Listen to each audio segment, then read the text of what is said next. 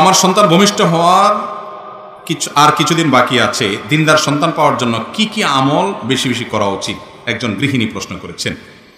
সন্তান যেন দিনদার হয়, সন্তান যেন আল্লাহ ভীরু হয়, এটার জন্য গর্ভস্থ মা তিনি গর্ভ থাকা অবস্থায় সন্তানের জন্য কি কি করতে পারেন? আমাদের অনেক ভাইরা আছেন, তারা বলেন যে গর্ভাবস্থায় এ আমল করতে হয়, আমল করতে হয়, অমুক দোয়া করতে হয়। আসলে কি?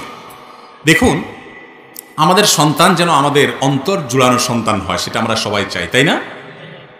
বেশিরভাগ মা বাপ চান যে আমার সন্তান যেন থাকে দুধে ভাতে। ঠিক আছে, দুধে ভাতে থাকুক, সুখে থাকুক।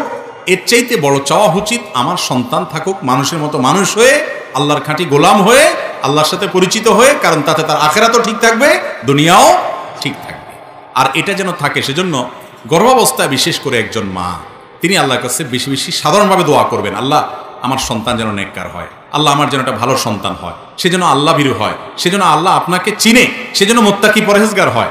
বিশেষ করে কিছু দোয়া কোরআন হাদিসে শেখানো আছে, সেগুলো বলতে পারেন।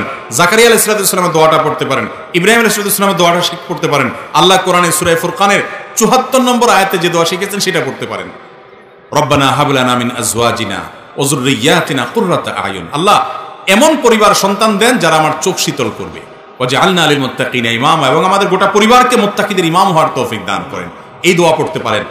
আরেকটা দোয়া আছে জাকারিয়া আলাইহিস সালামের দোয়া, রব্বি হাবলি মিন লাদুনকা যুররিয়াতান তাইয়্যিবা ইন্নাকা সামিউদ দুআ, আল্লাহ আমাকে আপনার তরফ থেকে নেক সন্তান দেন, ভালো সন্তান, সুসন্তান দেন, আপনি দোয়া শ্রবণ করেন।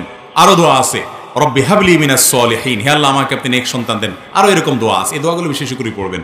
গর্ভবতী মায়ের জন্য বিশেষ আমল না, এটা সবসময় এটা করবেন, গর্ভাবস্থা আরো বেশি করে করবেন। আর এর পাশাপাশি দোয়া কবুলের সময়গুলো, যেমন ভোর রাত, ৫ ওয়াক্ত নামাজের পর, নামাজের শেষ বৈঠক, এরকম কিছু টাইম আছে দোয়া কবুলের সময়। বৃষ্টির সময় দোয়া কবুল হয়, তারপর মুরগির ডাকের সময় দোয়া কবুল হয়, আজানে কামতের মাঝখানে দোয়া কবুল হয়। দোয়া কবুলের যে জায়গা, শুক্রবারে দোয়া কবুল হয়। শুক্রবার একটা বিশেষ সময় আছে, অনেকে বলেছেন আসর মাগরিব এবং সূর্য ডুবার আগে, এই টাইমগুলোতে দোয়া কবুল হওয়ার সম্ভাবনা বেশি থাকে। এই টাইমগুলোতে গর্ভবতী মা বলেন, অন্য যে কেউ দোয়া করবেন এই টাইমে। বিশেষ করে প্রশ্ন যেহেতু উনি করেছেন, আমি বলবো যে বোন, আপনি এই টাইমে সন্তানের জন্য আল্লাহর কাছে চোখের পানি ফেলে দোয়া করবেন। মা বাবার দোয়া সন্তানের জন্য অনেক বেশি কবুল হয়, এর মাধ্যমে সন্তান নেককার হবে ইনশাআল্লাহ। সেই সাথে গর্ভাবস্থায় নেক আমল করলে সন্তানের উপরে তার ভালো প্রভাব পড়ে, ইতিবাচক প্রভাব পড়ে। কোরআন তেলাওয়াত করা, ভালো ভালো কাজ করা, গুনাহের কাজ না করা, হারাম জিনিস না দেখা, মোবাইলে টেলিভিশনে, এই টাইমে অন্য সময় তো করতেই হবে, বিশ্ব ইবাদতের দিকে খেয়াল করা, এগুলোর মাধ্যমে ইনশাআল্লাহ নেক সন্তান আল্লাহর কাছ থেকে আশা করা যেতে পারে। বাকি এমনি গর্ভাবস্থায় করার জন্য আলাদা কোনো হাদিসে পৃথক কোনো আমল বলা হয় না, আমি যতটুকু জানি। আল্লাহু আ'লাম বিসওয়াব।